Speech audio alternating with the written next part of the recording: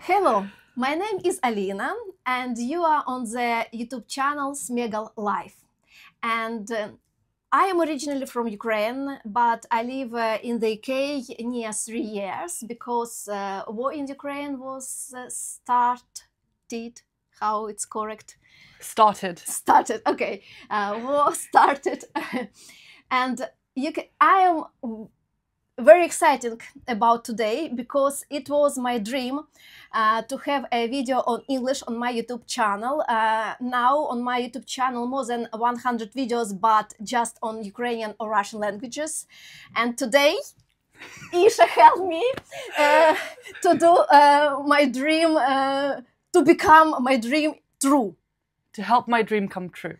To help my dream come true. Yes. And the most important thing what I want to show in this video, you can see my English not very well, but because people here in this country support me a lot, I don't afraid speak English. I am very happy to be here. And about what topic today should be video, with Ishan, we work together in the restaurant now as waitresses and met each other here. But maybe we can lost her if she will get her job of the dream. It should be in Friday, maybe. Friday, we find out. We will know in Friday results of her a lot of interviews. And my son my son is studying. Is studying. Now in the university, just first year, and I'm already worrying about his job in future. That's why I asked a lot of questions. Isha, she gave me very interesting answers, but I want recording it because really my English not so well to remember all small things which is what Isha tell me, and I want it's collect for future my son, and maybe it will be helpful for you too. And now we start from first question. What university did you finish? I studied at the University of Nottingham. And is Nottingham have 2 universities? Yes, so Nottingham has the University of Nottingham and Nottingham Trent University, 2 universities. And what is yours? University of Nottingham. Of Nottingham. And what subject did you study? Chemical engineering. Chemical engineering. Okay. And it's maybe too hard, but maybe you can a little bit explain about what is this job, what you need, what you can to do, what you need to do. Chemical engineering. For me, I don't know what is it. So chemical engineering is to do with the study of making things on a big scale. So for example, you have one process, it's the studying of making that process on a large scale. So for example, you make one medicine, we need to learn how to make that medicine for the whole country. So the engineers are making processes on a large scale. Does that make sense? Mm-hmm. For example, tablets, for example, or salt for washing in our, and you need to understand how it's sold in all country, how this process build in all country. Yeah, so for example, to make one bit of salt might be really easy, but to make it for a big amount, for example, to make amount of salt for, let's say, we use the salt in the dishwasher in one pub, but if we need to make it for 100 pubs, we need to figure out how to make that in a cheap way without harming the environment, and while we I forgot the word. Doesn't matter. I understand in general ways. More concrete, I couldn't understand. Believe me. And when did you finish your uni? July. July last year, yeah. July. And you tell me that you find your job opportunity in the uni. How it's happened, ways it's happened. So at university, you have companies, they come to the university and they have one person from each company at a stall. So for example, they have one table, one person from a company, and they have a big banner behind them saying, I am from this company. You go up to that person and you talk to them and you find out what they do, how they applied. So at university, you have these opportunities twice, 3 times a year. They're called networking. Network. Networking. Networking. So you talk to people that work at the company and you learn how to apply and you learn what you need to do and the degree that you need. So they have special, for example, at my university, they had special engineering networking days. They had special maths networking days. Okay. So on the engineering networking days, the companies that would come and visit would be companies that have jobs for engineers. So you do networking days at university, and then you get the contact information of the company and you send them your cover letter and a CV. Yes. And did you do your CV and cover a letter by yourself, or university help you, or do you have any examples how it's work? So my cover letter and CV, while I was at university, so we have someone called a careers advisor. So there's someone that has all the networks and all the links, and they tell you what's the best way to write a cover letter and what's the best way to write a CV. And so I would send an email to him saying, here is my cover letter, here is my CV, here is the job description, and he would help me edit my cover letter. So he would tell me, oh, make sure. So for each job, you need to edit your CV. So for example, one job might ask you to be a team player. So one job might ask you to have team working skills. So on your CV, you need to mention team working skills. Whereas another job might mention you having problem solving skills. So you need to edit for problem solving skills. So for each job, you need to edit your CV. I know, it's first part in your CV, on the top. Yes. Do we need to change just this first part mostly? What do you think? Yes, because my beginning part just says my name, chemical engineering graduate from the University of Nottingham, and then underneath I've got my skills written, and I change the skills depending on the job that I'm applying for. You change not just because on the top of the you write I am team leader, I'm blah, blah, but your special skills you write down. Yes. Do you need to change these special skills too a little bit? Yes. So for example, some jobs ask you to have a lot of skills on Microsoft Office. So for example, Microsoft Word and Excel. Some jobs ask you to have skills with answering emails. So if they wanted skills with answering emails, I would change my skills to say, I have customer service skills. I am used to writing emails. But you're applying for chemical engineering. Yes, so they ask for you to have skills with Microsoft Office, so Microsoft Excel.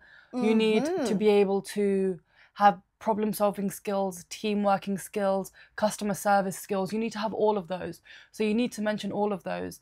And then you also need to mention the company and how those skills will help the company. So for example, if the company has a big focus on the environment, you need to mention looking for a graduate job in the environmental sector. So you need to edit your CV for that as well. Okay. Did that make sense? Yes, but for me it's hard. But I think my son can do it. Your son speak English? Very well. Okay. He studied in the uni. Okay. He should speak English very well. He couldn't start study without a special level of the English. Yes. And come back for this question. What subjects did you do in A-level for this speciality? So I did chemistry and maths. And then because of some universities make you have physics, but physics is my weakest subject. So I didn't do physics. And I saw that a lot of universities only needed chemistry and maths. So I just did chemistry and maths, and then I did another subject that I was good at, which was Spanish. So I did chemistry, maths, and Spanish. So those were the 3 I did. But as I remember, you must to do in A-level 2 subjects, yes? 3. 3? Yes. Ah. And 4 if you are very well, yes? You can do 4 if you are very well. Okay, I understand. And this university, what level of marks he asked for? Do you understand when you to do your A-level exams? What I needed A. 3 A's, yes. 3 A's maths and 3 A's. So 1 A in maths, 1 A in chemistry, 1 A in Spanish. Ah. They ask about. They ask about 2 special subjects, and 1 doesn't matter. Yep. So when I applied to chemical engineering, they said you need maths and you need either chemistry or physics. So I did chemistry and I did maths, and then they said it doesn't matter what the 3rd subject is. So I did just Spanish. Spanish. Yeah. And you should have maths A, chemistry A, and Spanish A. Yes. I don't know. Is it what is the? Can you explain for me? A, B, C. What is the down? What is the? A is high. Is high. So you have A and A star. A star is the highest, and then it's A, and then B, C, D. So A and A star are the highest. For top universities, for example, Oxford or Cambridge University, they require A stars. My university just required 3 A's. Some universities require 3 B's. It depends on where you study and what you want to study. And also, how did you make your choice of the university? Not about website. How you thinking about it? Do you understand what I mean? For example, I want to do this subject in the uni. And how did you find you need to find 5s, yes? Yes. So at when I was in year 12, so my first year of college, I was looking at the university ranking websites. So you have a list of the top universities in the UK, and the university. Is it 12 of them? It's like Russell Group, or yes. So all the ones that I applied to, no, most of them. So 4 that I applied to were Russell Group. So I applied to University of Nottingham, Manchester, Birmingham, University College London, so UCL, and Loughborough. Loughborough is not Russell Group, but I decided on Nottingham because of the grades. University of Birmingham wanted, I think, 1 A star. University UCL wanted 1 A star, something like that. I also went to the universities and I visited the universities. So they do open days. So for example, you go to the university and you have students there. I did this when I was at university as well. I worked there. You have students that study at the university that tell you about the course, that show you around the university. They tell you this is what we do, this is what our days look like. We wake up at 9 o'clock, we finish at 5 o'clock, we get this much coursework, this much homework to do. And University of Nottingham was the one that was my favourite and my mum's favourite because my mum went with me. So me and my mum really liked University of Nottingham. So we ended up making that my first choice. So I applied to 5 of them: Birmingham, Nottingham, Manchester, Loughborough and UCL. I did get offers from all 5, but I chose Nottingham. You did offer from all 5s? Yes, I got offer from all 5, but I chose Nottingham because 1, it wasn't too far away from home, and I liked the campus. The campus is really big. It was really nice. And the city, I liked Nottingham itself. And then my second choice was Loughborough because of the requirements, because they wanted A, B. So in case I missed 1 grade, I could have gone to Loughborough. So Nottingham and Loughborough were my 2 choices I ended up with. I understand. And also, from what year you should try to find the job in university? So from your final year, you should start. From your final. But my circumstances, I thought I was going to fail because I was really struggling with my degree. Why? The course was really hard, really difficult. I was finding the exams really tough. I thought I was going to fail.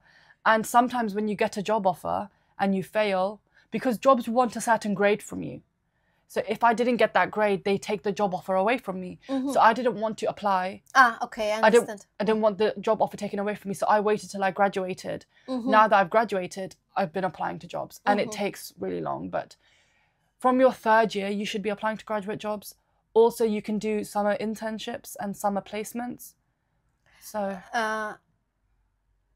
internships, it's how when you study and work. So internship is, a summer internship is like 8 weeks long. So from June to September. You work, so you finish your first or second year of university, you do an internship at a company, and then you go back to university in September. Sometimes you can take a year out of university and get a year-long placement. So for example, my friends, well, I graduated in July. My friends have got another year of university left because they're doing a master's degree. They've got a placement for 12 months. So they started in July and they're going to finish in July. And then they go back to university in September. So you can do that as well. Okay, is it more easy way to find the job? What do you think? It is easier to find a job that way, just because sometimes if you do really well in your internship, that company want to hire you as a graduate. But then it's also good because sometimes when you have done a summer internship or a summer placement, you know what fields you want to work in and what you don't want to work in. For example, yes, I have no experience in chemical engineering. So if I get this job, I don't know if I'm going to enjoy it. But if you do summer placements and year-long placements, you can figure out, oh, I don't want to work in this branch of chemical engineering. I don't want to work in this branch. So you can narrow down your search. And you also have experience, which makes you easier to hire. But on what position did you apply now? Graduate. On your job, what is graduate? What is position? What you need to do? So you just need to have a degree. So graduate engineering degree. So you apply. You say when you apply, you say you're in your final year of university or you have already graduated. So they are looking for people to join them for 2 or 3 years.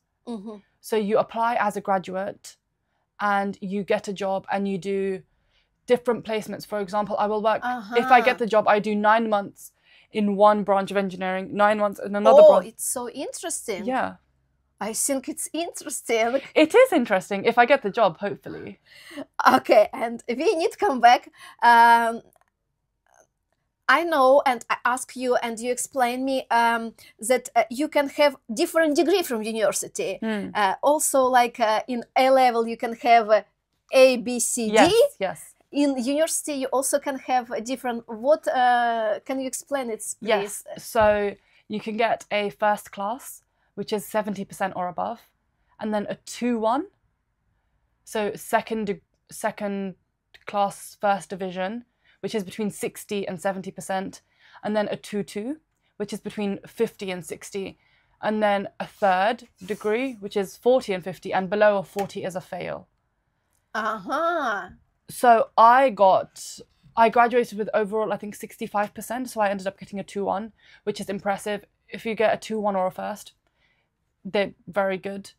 Even getting a 2-2 is not bad, but, you know, it's better to get a 2-1 or a first. So I ended up with 65%, which is a 2-1. Most companies require a 2-1. So they say, we are looking for engineering graduates with a 2-1. That's what the jobs look for. Okay, it's interesting. And okay, did you find a lot of opportunities on this job networking? And did you apply in different places or just on this job? So I have applied to many, many places, at least 100, I think. Oh no! So the thing is with applications, one application can take like an hour. So the best thing to do is, for example, I'm only working evenings at the minute. So in the mornings, I take 3 or 4 hours and I do 3 or 4 job applications. Oh no! So with your son, the best thing to do is, like in the holidays when he has free time, he just does an application, maybe 1 application a day, for example. 1 application a day, 1 or 2 applications a day. If he has some free time, for example, in his lunch break, he can start just looking at an application and editing his CV and his cover letter for that application. and then sending it off. Because then alongside the applications, you also get interviews and assessment centers and things like that. So applications take a really long time. My friend that is doing a placement year, I think she did about 50 applications and she got 1 offer. I've done about 4 interviews and I've done about 100 job applications. It's a very long process. For example, the job that I interviewed for, I applied to them in August last year. So just after I graduated, and it is now February. So August, September, October, November, December, January, February, 6 months. Because they get so many applications, they have to do first interview and then they do online assessment. And you've got a month in between all of those. So I did a first interview with this company in September, I think. And then I did an...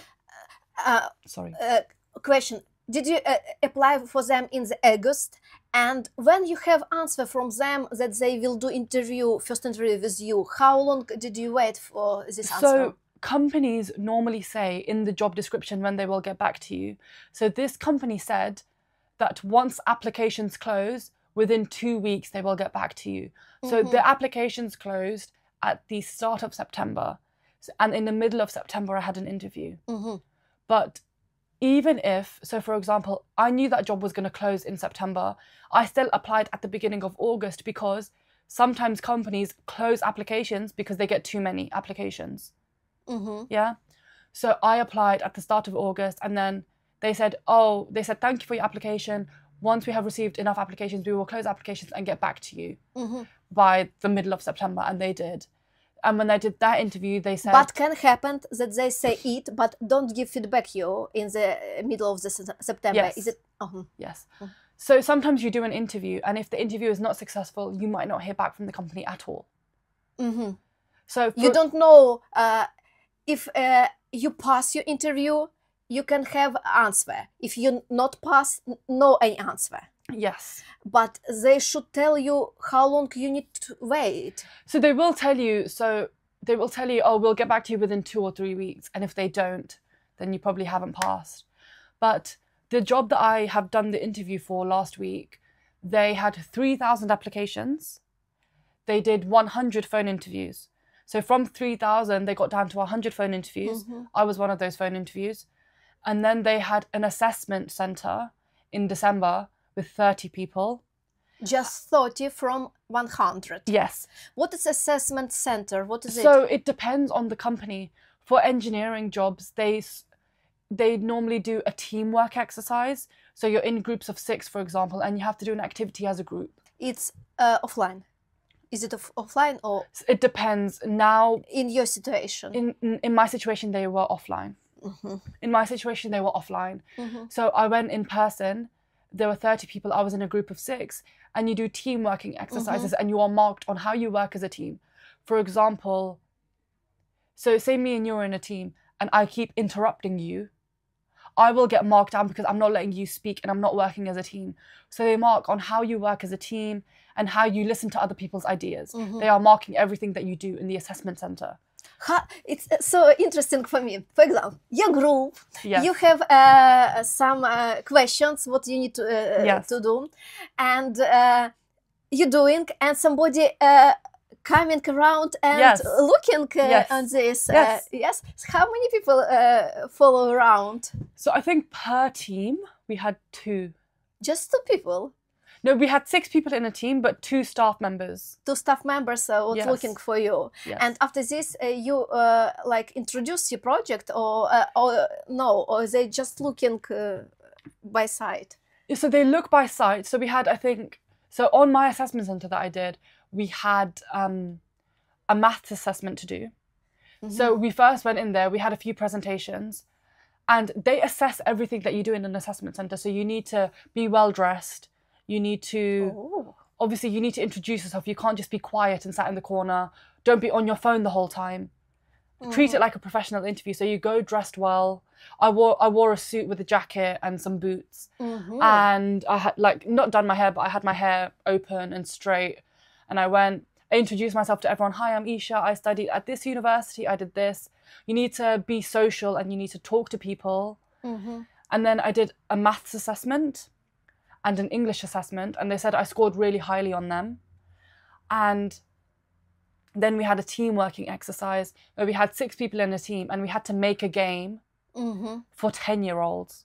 For 10-year-olds. So we're in a group of 6, and we had a bunch of props. So we had paper, cardboard, balls, tennis rackets, and we had to make a game. We had 30 minutes to prepare a game for 10-year-olds, and we were in a group of 6. And so the thing is, you have to try and take lead of the team, but you can't talk over people. You have to listen to other people's ideas. So you need to know the importance of how to work in a team. This is for engineering specifically. Can I ask you, you need to make a team leader find it, or normal for team group if you don't have leader, or you should have? How it should work in correct way? Do you understand what I mean? Yeah, I understand what you mean. So we didn't have a team leader, but I wasn't taking charge. I was more like, oh, that's a good idea. Let's use this. And saying, so for example, say you had an idea which I didn't think was a great idea. I wouldn't say that's a really bad idea. I would have said something like, oh, I like this part of this. Let's try and use this, but I think this might work better. So you need to try and talk to people as if like we're all on the same level. We're all trying to get the same job. So you need to take charge, but not talk over people. You can't interrupt people. You need to be polite. And so they said I scored really highly on all of them, and I was a good team member. Yes, I know about it, Isha. I work with you. Yeah, so that's what we had to do. And then at the end of the 30 minutes, we presented our game. We had to have a set of instructions written as well, which was good. The team I worked with was really good. We worked really well as a team, which was good. Okay, it was third interview. Oh no. Thank you. Who's that for? Anyone. Oh, thank you. Oh, It's a mistake. Can I get a spoon? can we have the spoons? 2 spoons, please? Why, please? Thank you. Okay. Yeah, what did you say, sorry? This you did math, English, and Group assessment. group assessment. Did you do it in one day? Yes. Yes. What break do you have? Okay, so this assessment centre for me was in Milton Keynes. Milton Keynes is not far. I live in Luton, so Milton Keynes was not far. Yes, a little bit no. Yes, maybe Yes. 20 minutes Yes. by car. The thing is with the company is they realise where you're coming. So for example, if you were coming from Scotland, for example, they would have put you in a hotel. They would have paid They for your will pay. Yes, they will Okay, pay for stuff like that. So I wasn't far away. I took a bus. It was £2. I took the bus in the morning. The day started at 9:30. And from 9:30 to 10 o'clock, it was just introducing yourself to each other. There was free breakfast, free coffee. So I had a coffee, sat at my table. We had a signed table. So we walk in, show your passport, because you have to have right to work in the country. So I show my passport, Okay. and they were like, oh, you're Isha, you are sat at this table. So I Okay. go to my table and I introduce myself to everyone at my table. And then we just talk for about half an hour, 45 minutes. And then you had 2 people from the company do a presentation. This is what our company does. We also had a graduate, so someone that had applied to this job and got it 2 years ago. They did a presentation. This is what my application process looked like. Do you understand what I'm saying? Not everyone just graduated. That's yes. Yes. Who applying? Yeah, so it's just graduates that were at this assessment centre. But one girl that did a presentation was 2 years into her graduate job. So she did the presentation saying, oh, I studied at this university and I got this job. This is what I've done in this job. This is why I like it. The company is good. So they didn't just have managers speaking. They had actual team members speaking as well, which was good. So we had like an hour's worth of presentations in the morning. Then we did the maths assessment, which was about 35 minutes. Then we had a short 10-15-minute break. It's very stressful. Yes. It's very stressful. Yeah, short 15-minute break. There was free pastries and free food. Or at the 2 weeks before I had to email with any dietary requirements, which was fine. But yeah, so we had free pastries and free food. And then we did the team exercise, which took about an hour.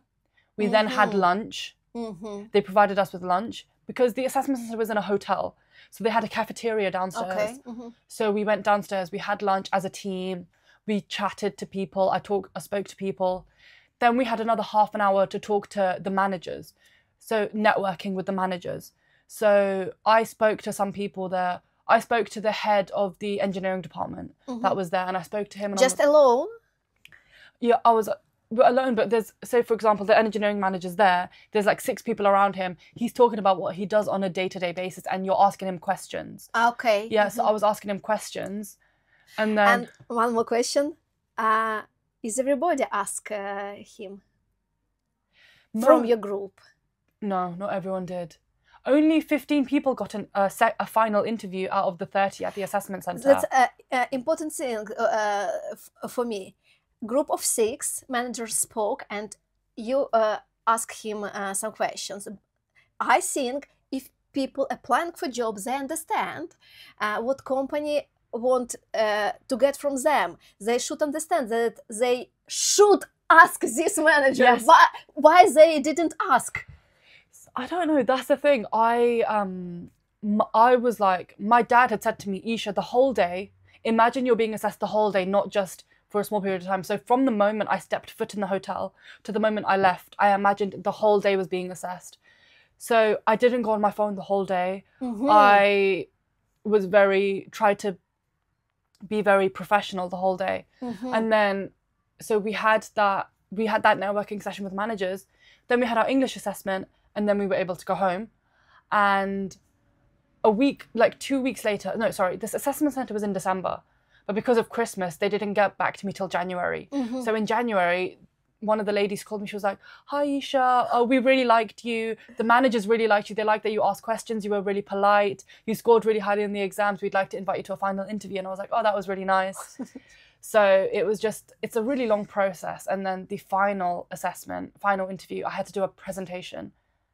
So a PowerPoint presentation. They sent me a prompt to do with the company and to do with the environment and sustainability. And I had to prepare a 10-minute presentation and present it to the 2 managers of the company. Just alone? Yeah, me and the 2 managers of the company. Online, offline? Not offline. This was in London. It was next to Farringdon Station. So I just went in the morning. It took me about 40 minutes. Went in the morning, had a coffee, did my presentation, and then I had about half an hour conversation with them. They were just asking me questions like, "Oh, why did you pick engineering? Why this company? What did you think of the assessment center?" Just normal questions like that. And then they asked me a technical question to do with engineering, which I think I struggled with a little bit, but it's fine. I guess we find out by Friday if I got the job. So, but even if I didn't, it was good practice for what to do and how to deal with these situations. When you did so long way, how you can find in yourself enough strong to do it one more time? How? I have done it once before.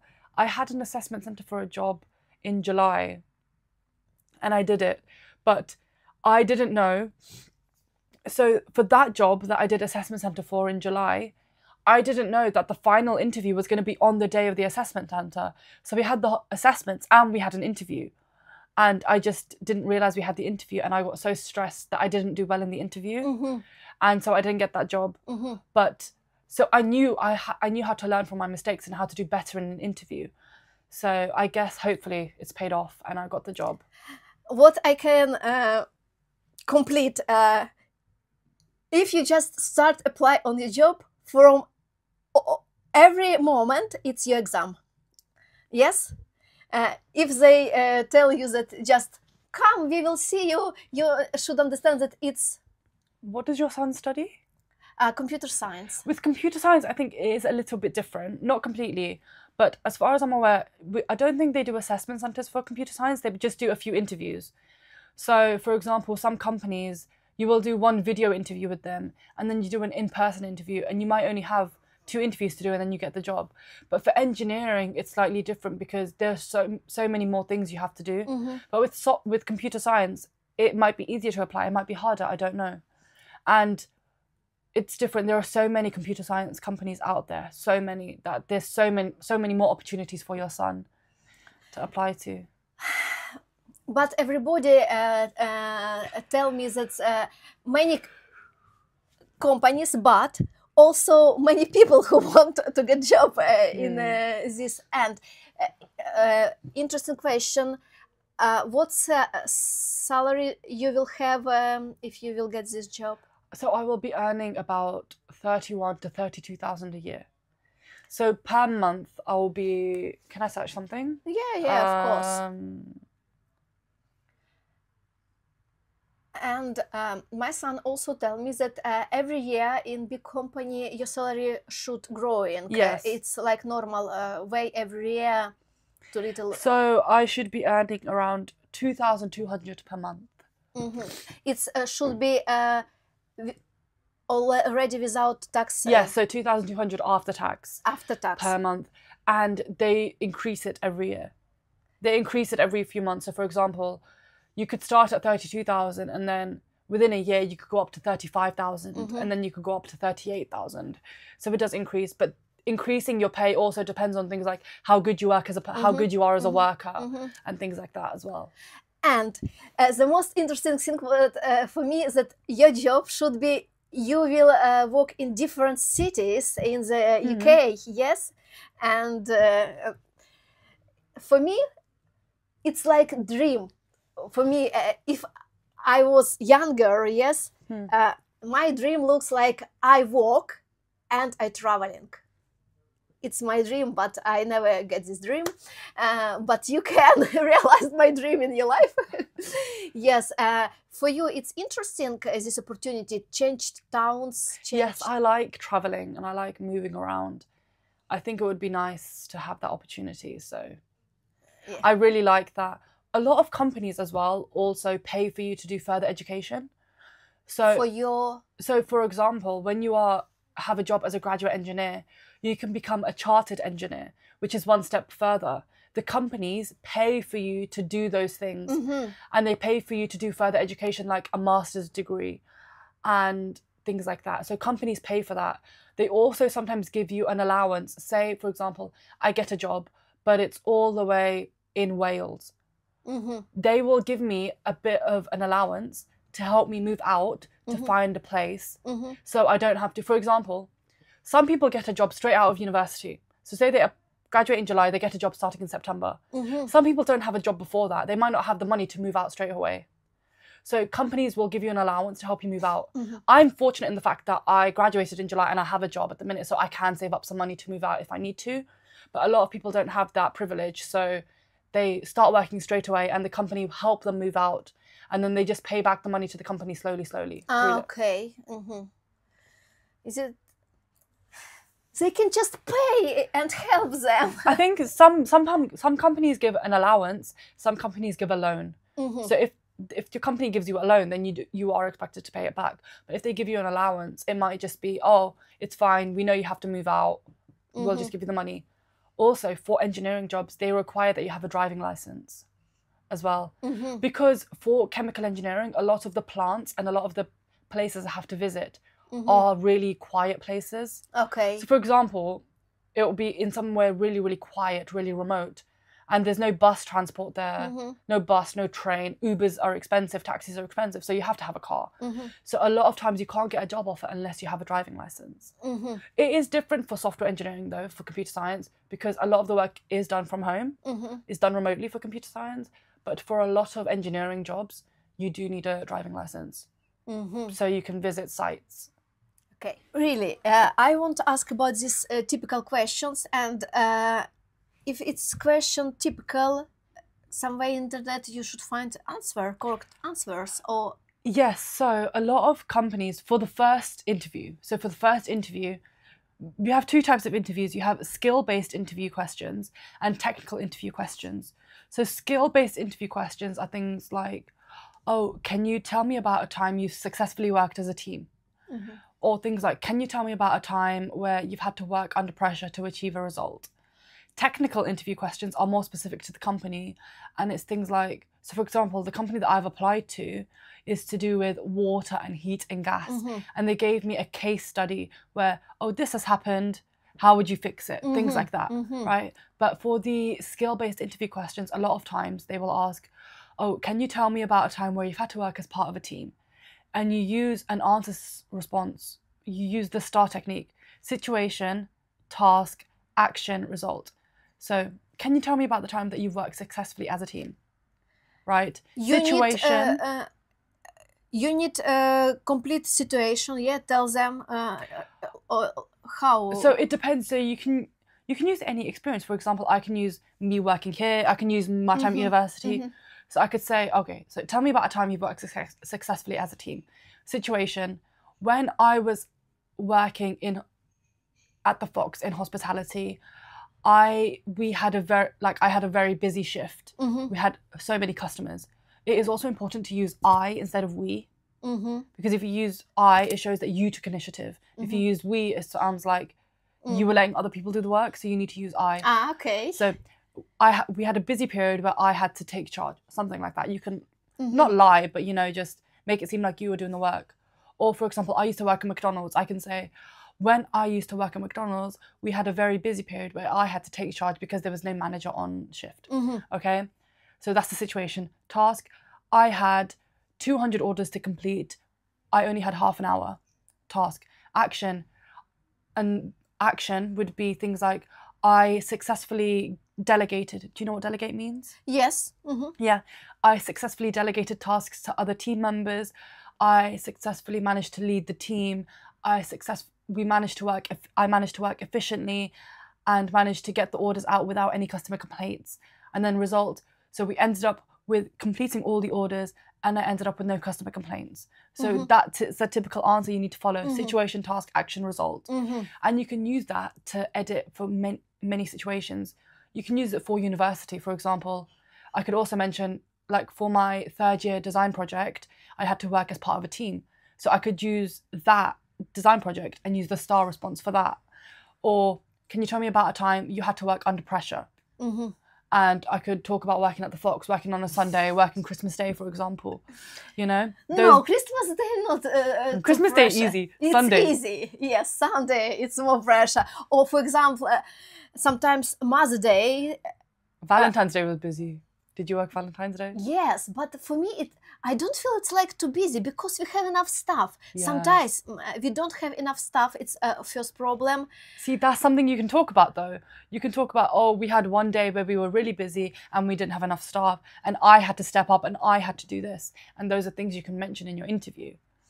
So you don't have to, you can just say one day, oh, one day we were really busy.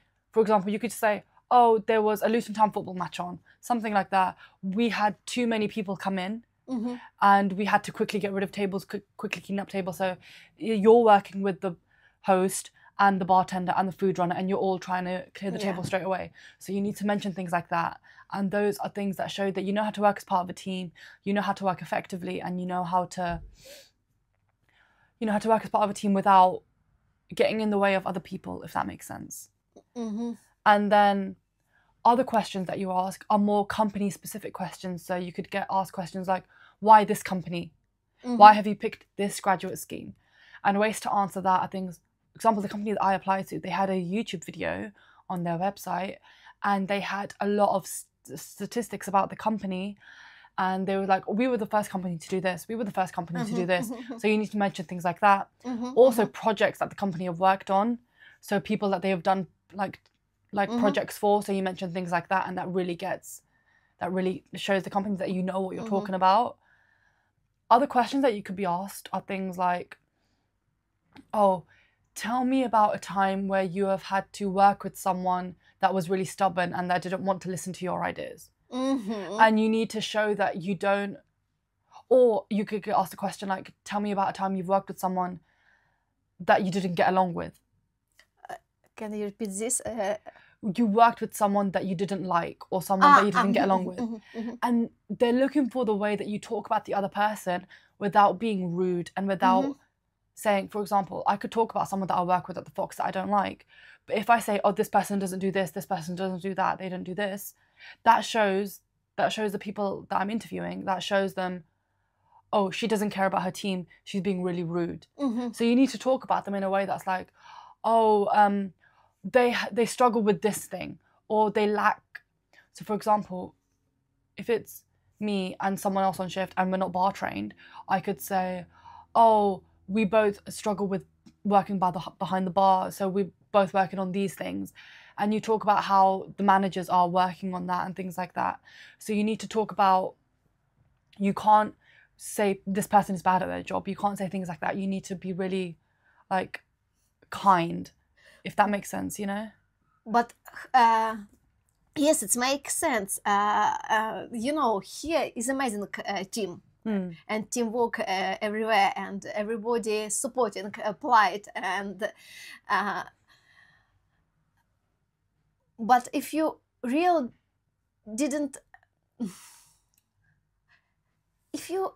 just didn't like person, it's not problem. You can be polite with this person. But for example, if this person don't do her job, that's the thing. You need to say, you can't say, oh, they weren't doing their tasks. You need to say things like, me and this person, our ideas clashed. And you need to say things like, they were struggling to meet the deadlines, rather than they were not handing their things in. You need to figure out ways of saying things that sound professional. So for example, you can't just say, so for example, if I got asked the question, tell me about a time you worked with someone that was really stubborn. I can't just say, I worked with this person, I didn't like them because they didn't hand in their work. I need to say, one time in my design project, I had a team member who was struggling to meet deadlines. So I spoke to them and realized what they were struggling with, and I helped them with their projects. You know, you need to say things like that. You know what I'm saying? Okay. You need to say things like that, and you need to make it sound... Maybe he has problem in his life. That's what you need to say. You need to say things like, oh, I spoke to him and I realized he was having family problems, and so I eased the burden and things like that. You need to say things like that and make it sound like but if you know that it's person really just bad person. Yes, but you can't say that, can you? Because I had people like that at university. I had someone in my design group that just didn't do their work, and I had to take on their work. But I went in my interview, when you're asked about things like that, I just say, oh yeah, they were really struggling. They were just really struggling with completing their tasks, so I took it on because I finished my tasks. You need to say things like that. You can't make them look bad, because that's not what a team player does. A team player doesn't make the other person look bad. They just help everyone. Help everyone. Okay. But in real life, it's not like that. Person don't need help. She's happy, or he's happy, don't do nothing, for example. Yep, they're happy not doing anything, but it's the way it is, yeah. But I couldn't understand one thing in this. For example, company, as I understand, yes, of course, they won't have a nice team.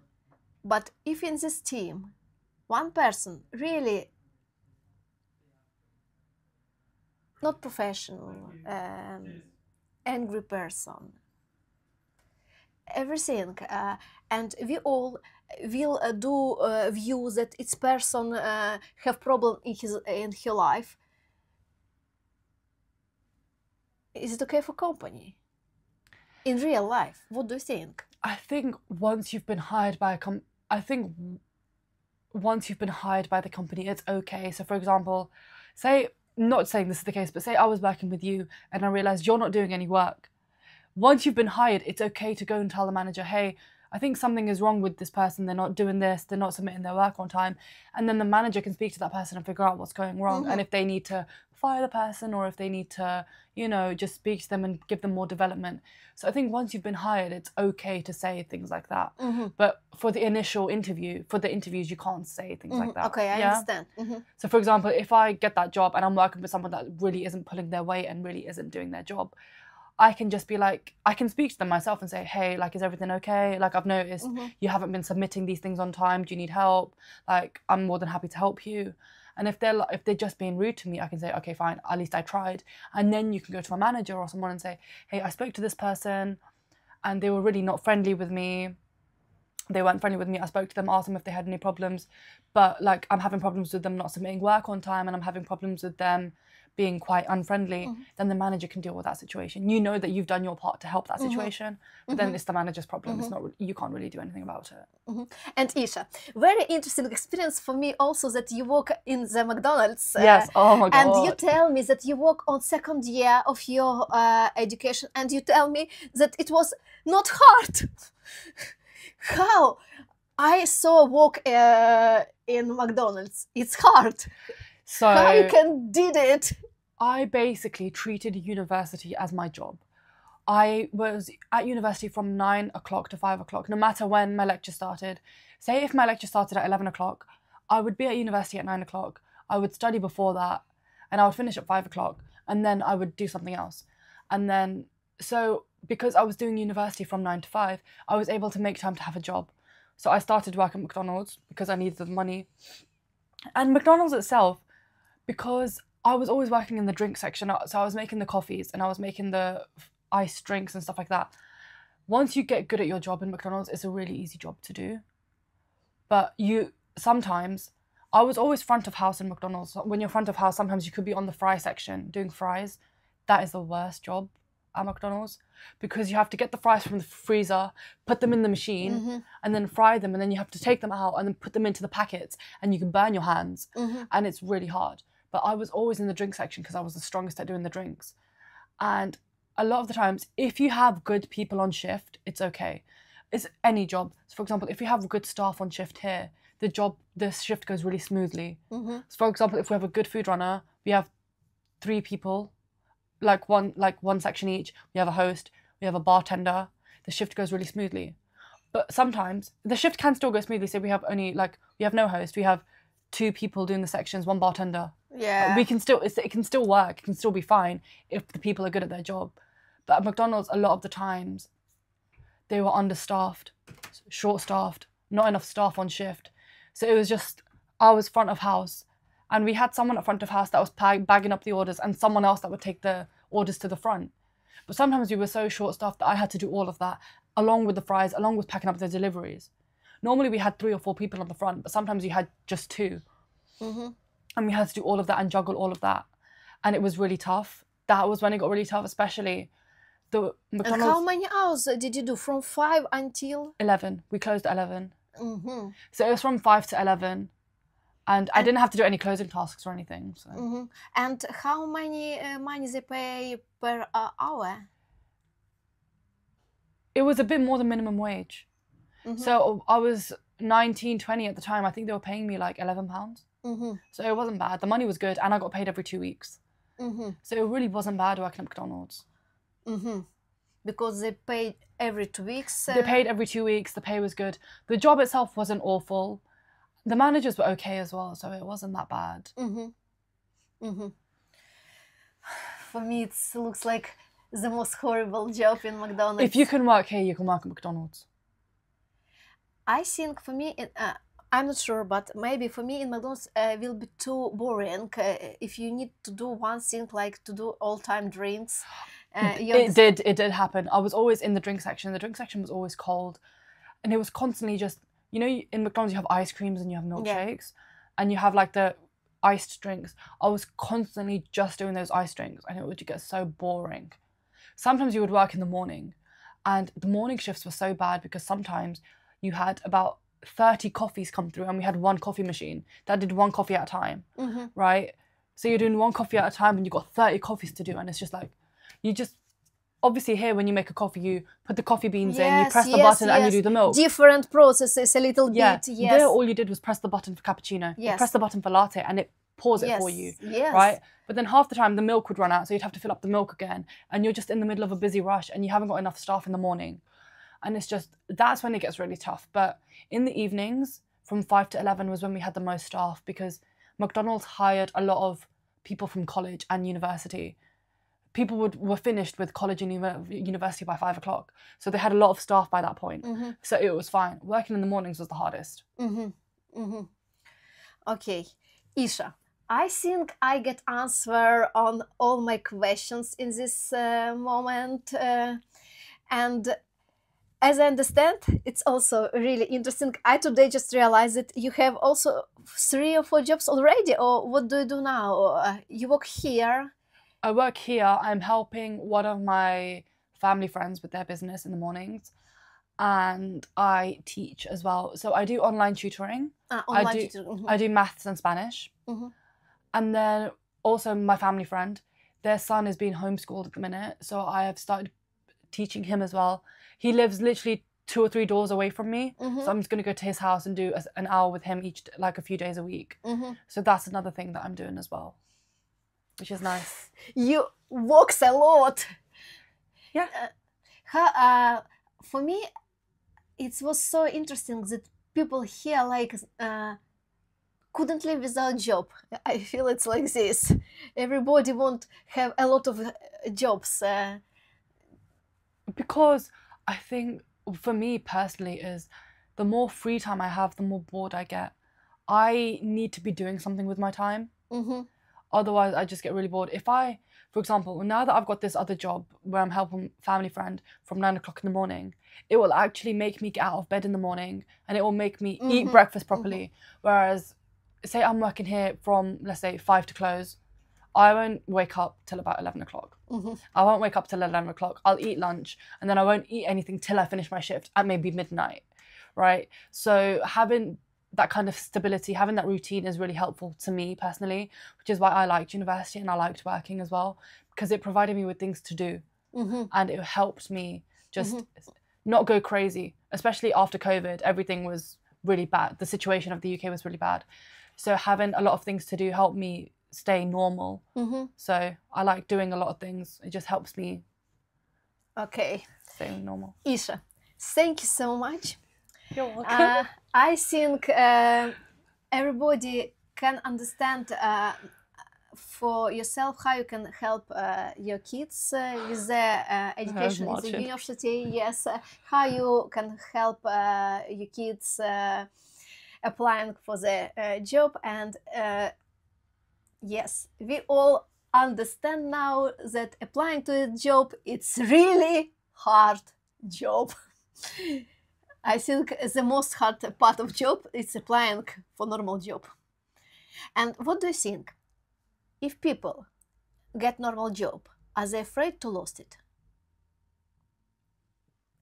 So if someone gets, so if I get that job, I'd be afraid to lose it. Yeah. Yeah, everyone is afraid to lose it. Do you know the term digital footprint? Digital footprint? So for example, you have a YouTube account, right? Is it made on your actual name? So if I search your name on YouTube, will I find your account? The thing is, a lot of people nowadays have so much social media under their full name that, say for example, you've hired someone and you search their name on social media and they've got an account where they're bullying people online, right? You can lose your job for that. That's what digital footprint is. It's about being careful about what you post online, right? So for example, if someone searched my name and they found this, I wouldn't be afraid of this because there's nothing to be ashamed about. But for example, if I had an account where I was bullying people and someone searched my name and they found it, you could lose your job for that. So you need to be really careful about what you post online and who you post things online with. So that's what people are afraid of nowadays, especially because social media is so big now. You've got TikTok, Instagram, Twitter, Facebook, everything. It's so big. So people are being really careful about what they post. No, I understand. Not about this. For example, I think, do you afraid to lose your job because so hard to find new one? Oh, yeah, also that as well. That is why people are being more careful online as well.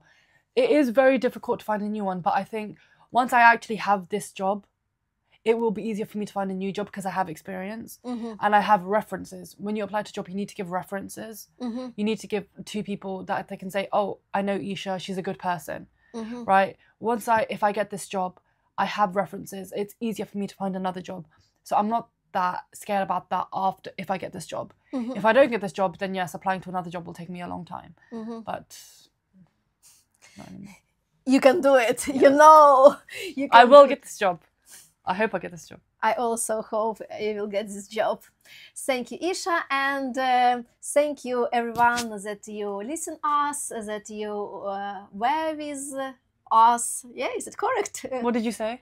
That you were with us? Yes. Yeah.